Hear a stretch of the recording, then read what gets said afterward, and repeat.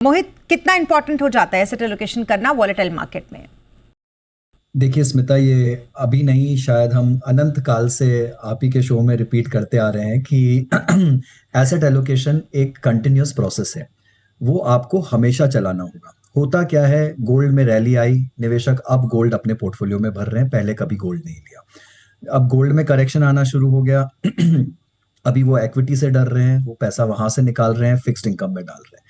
अब वहां पर इक्विटी में रैली आएगी, जब पूरी रैली आ जाएगी, निवेशक उस टाइम पे फिर इक्विटी में ओवरवेट जाने लगेंगे।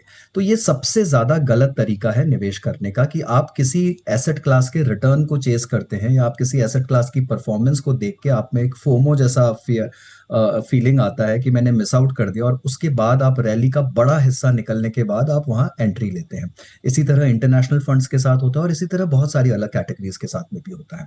यही हमने मिड और स्मॉल कैप में भी देखा 2024 में। तो सही तरीका स्मिता एक ही है, और उसे हमने बहुत बार दोहराया भी है कि आप अपना एसेट एलोकेशन अपने फाइनेंशियल गोल्स और अपने रिस्क टॉलरेंस के हिसाब से बनाकर चलिए, और उस पर कायम रहिए। उसके मापदंड होने चाहिए कि कब किस कंडीशंस में वो चेंज होगा, कैसे वो रीबैलेंसिंग होगा, कैसे उसकी समीक्षा की जाएगी हर 6 महीने में या हर साल भर में, और किस बड़ी कंडीशन में, या तो कोई लिक्विडिटी इवेंट हो या फिर आपके लाइफ गोल्स चेंज हो जाएं, तब उस एसेट एलोकेशन को आप ट्वीक करेंगे। अन्यथा आपको 40 से 60% इक्विटी में रखना है, आपको 10 से 20% फिक्स्ड इनकम में रखना है, आपको 5 से 20% कमोडिटीज में रखना है, जो भी इसी तरह के आसपास आपको अपना एसेट एलोकेशन बनाना है।